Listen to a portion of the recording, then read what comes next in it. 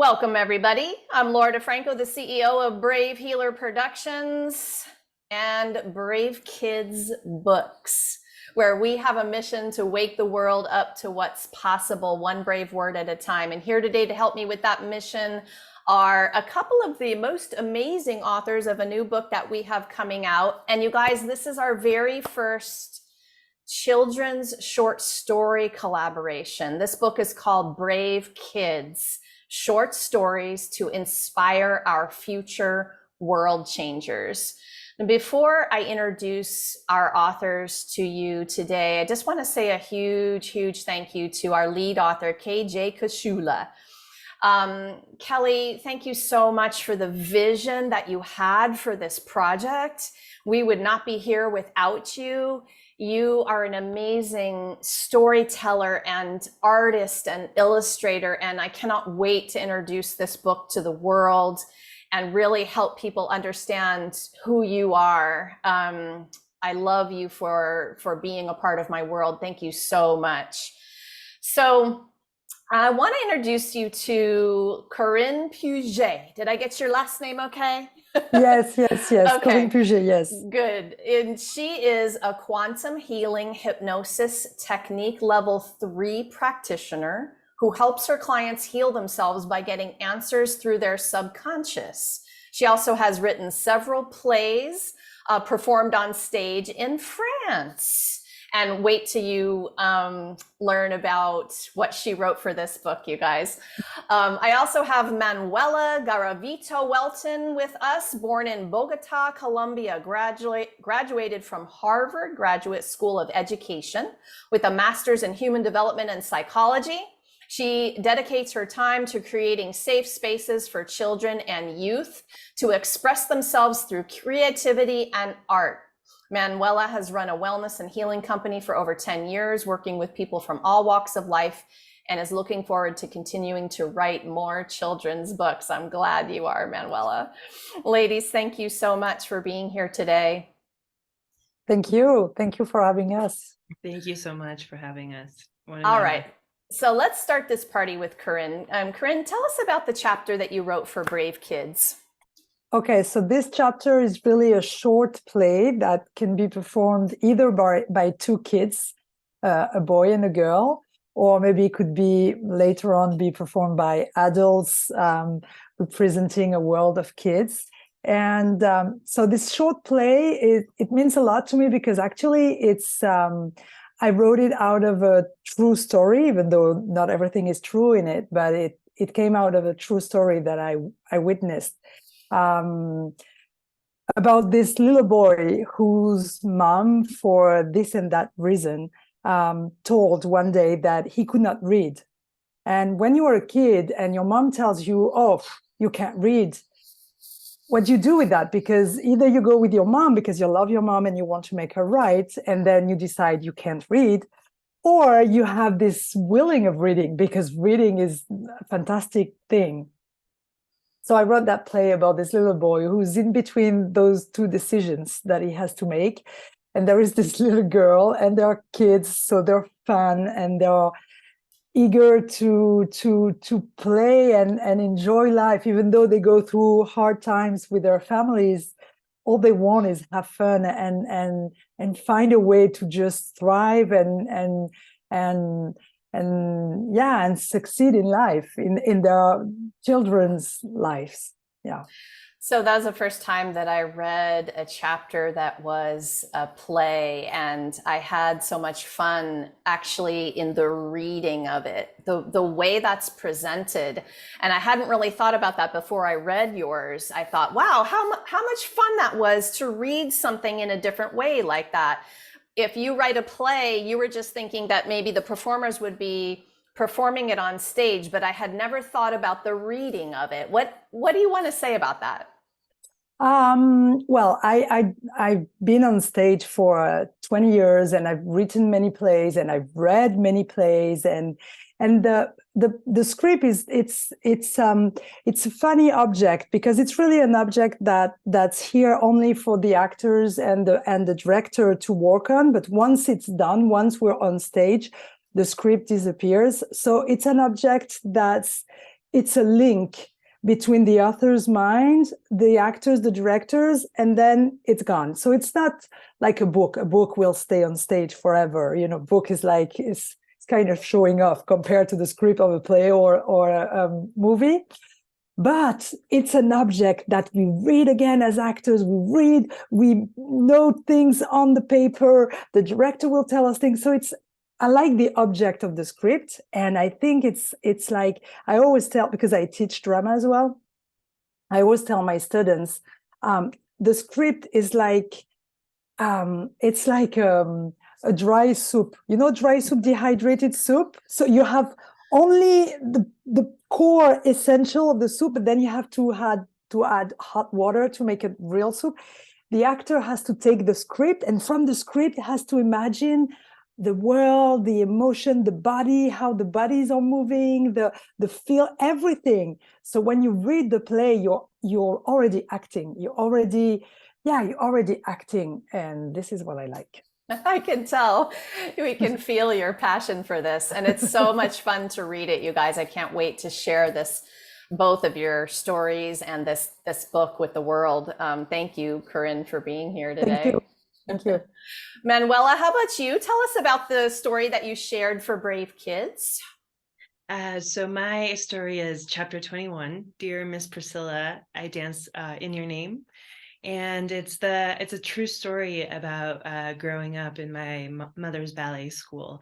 And she was in Colombia. I started really exploring the story recently. She was one of the first ballet schools in Colombia, and her space was a space where, you know, children from presidential families would dance in the same room as kids that were on the streets. And it was her philosophy to bring these two worlds together under dance, and really create equality in ballet, which is such a, you know, what you would say a higher class, you know, dance. She wanted to make that available for everybody. And so her philosophy was going out into the streets and really exchanging guns and knives with kids on the streets in Colombia. And some of those children are now actually New York City Ballet and London Ballet. And so it was really inspiring and really beautiful to connect to my mom, who has now passed, and write her story through the eyes of one of her students. It was a beautiful story, and the letter piece of your story got me. I loved that part. I loved being in that student's mind, and I thought that that was so beautiful, and it was such an amazing tribute to her as well. What else do you want to say about that letter? Did you know from the beginning you were going to include the letter? No, I didn't know from the beginning what would come out. It was such a process of allowing it. I wrote it down in the morning, and I really called her in, and I called the student in, and we had a conversation together. And it was very clear that it wanted to be, you know, this letter that I found. And it was actually it's somewhat of a true story that I had found. There was an email from a student that just recently that wrote how inspiring my mother had been in his life, and how she had changed his life. And it was from that letter to me that I actually realized, what if I write that letter back to her and give it life, you know? And so it was really beautiful what came out. And yeah. Yes, it was. It made me think of all kinds of things involving teachers, and those moments that we do open up an email, or we open up a letter, we open up a note, and it really matters. It matters to hear from, you know, from people that our work was worthy in the world. So ladies, I want to ask you both this next question. And Manuel, I'm going to start with you this time for this one. Why does helping kids be brave matter to you? Important question, and one that I actually really, in my time at Harvard and in school, I realized I wanted to go into refugee camps and support kids there and youth there. And it was during a class and a project that I realized, it's in literature that we get to, touch like kids all over the world, and specifically with with this project, Brave Kids. Growing up, I needed that inspiration, that inspiration that I actually was brave in some way. Like we are all brave. We are all brave to just show up in our bodies, in our lives, especially nowadays, and in schools. It takes a certain bravery, and these stories have all been inspiring in some way, because they touch everyone. It like to know that my story is somebody else's story, or a young kid's story. So I think that to me is just to find the weaving and the thread that we're all connected through these stories and through everybody. Yeah, I don't know if that answers the question, but it's For to sure. weave it all together. Yeah. The connection thing definitely resonates. And I was thinking about what I wanted to ask you all, our whole author cast, you guys, for our viewers today. We're going to be interviewing all of them and talking about this. And it really kind of turns me on to know what matters to people. And I also love hearing all the different things that matter, right? Like we need all of your voices. And I'll say just a quick thank you to both of you. Thanks for saying yes to this project. And thanks for stepping up with that real life connection inside of the story, right? This matters. And you heard it from Manuela just now, you guys, that mattered to her. And that connection matters now. And it's going to be, we hope, life-changing for kids, their parents, their grandparents, their caregivers, anybody who is mentoring and part of that kid's inner circle. This is important, and it's important to all of our authors. Corinne, same question to you. And why does helping kids be brave matter to you? Well, first of all, my mom was a primary school teacher all her life in a very, very poor neighborhood in Marseille, south of France, with kids. She would love her students, so she would tell us the stories of their students every day. And these kids were just amazing. They were poor and sometimes coming from backgrounds, very, very tough families, but the kids were just amazing. So I guess it's something that's always mattered to me. And what touched me in that project is that showing your weakness and asking for help is, I think, is very important way to be brave. Like, to be brave is also to show that I'm helpless, I need help, I need a friend, I need someone. And those two kids' story that I wrote, this is really what touched me, is that the boy who is overwhelmed with what's going on with his mom, and he's helpless. Like there's nothing, he's too young to survive through that. But thanks to the help of that little girl, these two, because he's asking her to help him, and he's brave enough to tell her that he's helpless. This is how he gets help, and this is how he's brave enough in the end to go to the board and read the poetry in front of everybody, because he got the help from his friend. And this is something that moves me a lot too, to be brave in the way that it's okay to be weak sometimes, and it's okay to ask for help. Yeah, so important. Helping kids understand that their vulnerability is their strength. Yes. I love what you said about that. That's a message I wished I would have had earlier. Of course, I find myself saying that a lot about life, everything is in divine timing. So Corinne, sticking with you for a minute, what do you want parents and caregivers to know about how they can help their kids grow up to be awesome adults? Okay, this is all very moving. I know. It's A lot of important. emotion. Yes. It's big, you guys, and we feel it, and that's the energy of this book project. Honestly, I've been so honored and grateful that I get to grab hands with these authors who are feeling it. You can hear it in their voices. So continue. Let it hit your heart, Corinne. Yes. Yeah. I think I would say things that have been said already, but first of all, the best way to help our kids is to help ourselves, and because they watch everything, they see everything, they know everything, and I'm raising my stepson, the son of my beloved partner in life. I raised him since he's 4 years old.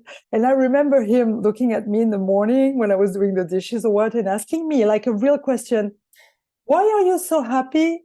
And so I would answer him, and he's like, oh, okay. And then he would come back and say, why are you stressed? Oh, okay, I understand. They see everything, they ask, they want to understand. Like, he was not understanding, why should I be stressed? Like, what was the point of being stressed? Like, and then he's like, oh, okay, I get it. And he will go back to his room. And so I think the way we are, and we're allowed to be stressed or be happy or whatever, but as long as we're genuine with them and we tell them the truth and we talk with our heart, I think this is fantastic. And he's now 14 years old, and I love him so much, and we have such a great connection, him and I. And yeah, love, and just to be careful the words we use, sometimes because we're not perfect, and sometimes out of our own childhood, someone can say, oh, but you can't read, oh, but you can't do this, oh my God, but you're such a failure at this and that. We should think about how we phrase the thing. You can read, yet would be maybe better than period, you can't read. So just to pay attention at the words, the way we use the words. Yeah, very, very important. That has made me slow my train down, because you have to be present and aware to choose words that are higher vibration, words of possibility for your kids. And that is a hard practice. So what I love the most about what you said is start with yourself. Exactly. And, we change the world that way, one person at a time. I love that. Manuela, how about you? So, what do you want parents or caregivers, anyone working with our kids, to know about how they can help their kids grow up to be amazing? It's a beautiful philosophy, Corinne. And also, I think that the understanding that kids are older than us, I think, they come in with a certain, I believe that there are teachers, there are parents, they carry that wisdom. I have seen the kids or the children these days, and I'm blown away with the beings that they are. And they talk to me like they're like 50 years old. There was like a 5-year-old, and she was turning 50. I was like blown away by like all of the knowledge that she had. So really, like, as caregivers and teachers, to really nurture that and let them be that, without, as you say, Corinne, without saying don't do this, don't do that, or don't shut them down, and really understanding that they're coming in with so much magic and information and connected to these worlds that we have somewhat disconnected through that stress or through that, and learning from them versus trying to teach them. Of course we teach them, but also that reciprocity of learning from them as well. I think that that's really listening to where they're coming from. I don't think we do that enough. I love that so much. And my children have been my teachers since the very beginning. And that thought that it goes in the other direction only is so limiting. And so just to, open up your minds a little bit to our viewers, what if it's the other way around? What if that child was born because it has something to teach you? Are you even open, or are you just, shouting your instructions all the time? So I love this way of thinking and this perspective. It will change everything, honestly. Love that, Manuela. Okay, ladies, I've got one more for you. Manuel, I'm going to stay with you for this last one. You know, this generation of kids is faced with a world that is much different than the one their parents and grandparents grew up in. This has been interesting, hasn't it? Things can feel very overwhelming and scary at times for both the kids and their parents and caregivers.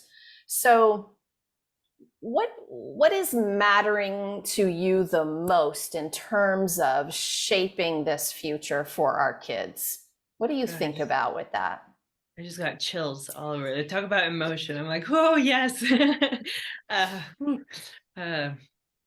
uh, 2 days ago, I was sitting at dinner at a restaurant, and I look over, and there's a table of a family with tech, with all of them, their parents in phones and their children on iPads. And I think it's more common than it was 10 years ago. I look over and I'm like, wow, okay, so we're missing that piece of conversation. And what's scary to me is how, I mean, I know technology can be a friend as well. And I'm moving towards embracing technology. I think that that's important. But also, I think that what's really important, when what I'm advocating for, is not to lose the connection to our senses through art and expression, to not just be screened and boxed in phones and computers and technology, but to dance, to write, to paint, to really not lose that connection to the creative, artistic side of ourselves, for children and for adults.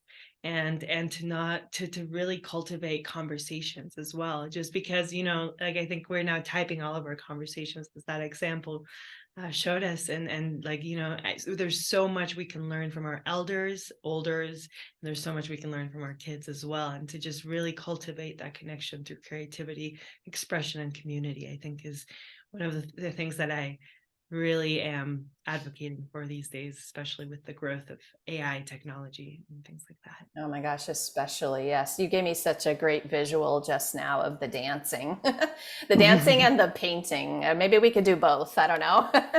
Together. Yes, exactly. And just enjoying the energy of a creative moment like that versus these little boxes we've put ourselves in alone with the screens, you know.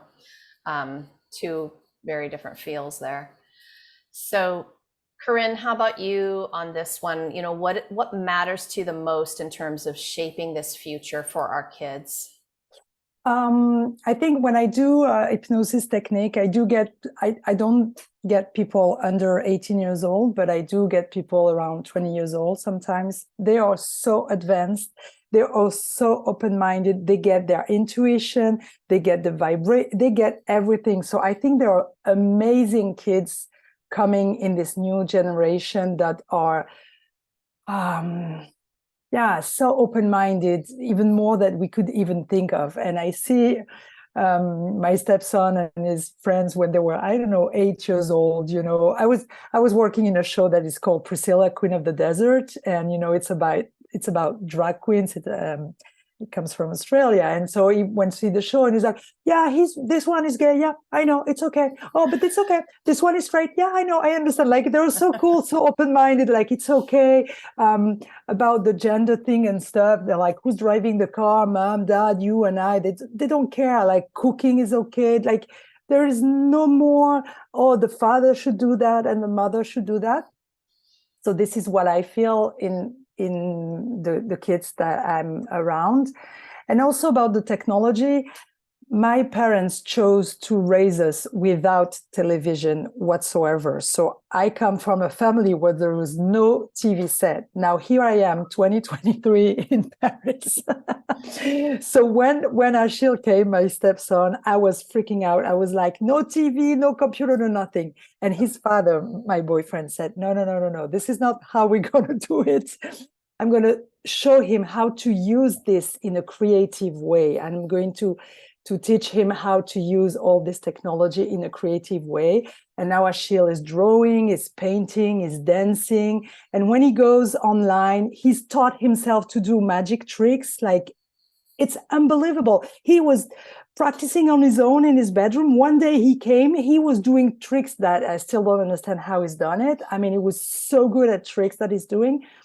So I think giving them hope that there is the good everywhere and less interesting things everywhere. It's up to them to create their world and to create the interesting part of the world. And I think I think they go for it. I think they might be they're going to be aware that technology is something we should be precise on how we use it, that it's a matter of choice, whether you're a victim or whether you're using it for your own good and the better good of the others. So Yeah, Manuela, go ahead. Could I jump in there? And I totally agree. And also, I think another thing that I missed as well is to cultivate that gift in the children too. That to cultivate, because I think we're all another idea for another thought that I have always is that we are all so sensitive and come in with such incredible gifts. Again, connected to source, like, you know, we can hear, we can see, we can feel, and really advocate and support the children to grow up with that without blocking it or closing it off. I think you named that beautifully as well. I agree. I love that idea, and they are realizing they are co-creators of their universe and life. And I want to say thank you to all of the generation of parents who took on doing the work for themselves, because that is part of the reason our children are these beings that they are. And that's no small potatoes thing to take on, your own healing work. And so you, Manuela and Corinne, and all of the authors of Brave Kids, you know, thank you for stepping up and trailblazing that healing journey for yourself and being a model for your kids. You're all amazing. Thank you. Yeah, and you as well, Laura. Thank you. I try once in a while. I think about my kids like you talked about earlier. You know, I wrote it down. Kids are older than us, you said, Manuela. My kids for sure. You know, two of my biggest teachers. But Corinne and Manuela, thank you so much for who you are and what you do in the world, and for being here to share it with everyone. You guys, I know that maybe you heard something today that lit you up, that gave you a little goosebump. So I want you to drop down into our show notes, because I have their bios and websites there. Please go click and explore what these amazing authors are doing in the world, because it is awesome. I use a lot of A words when I describe you guys. Amazing, awesome, because it is. It's world changing. So I hope you explore and click, because these books are way more than books. They're communities of people who actually care about you. They care about your kids. These authors want to help you take the next step on your journey. And so you can find out what they're doing a little bit more down below. And please remember to join us for our live stream book launch party for Brave Kids. It's going to be on Saturday, May 6th at 11 Eastern. I'm going to be gathering with all of our authors, and we're going to be doing some fun giveaways that day. You'll meet our lead author, KJ Kashula. And you're going to find us over on the Brave Healer Productions Facebook page. I've got some info down below about that.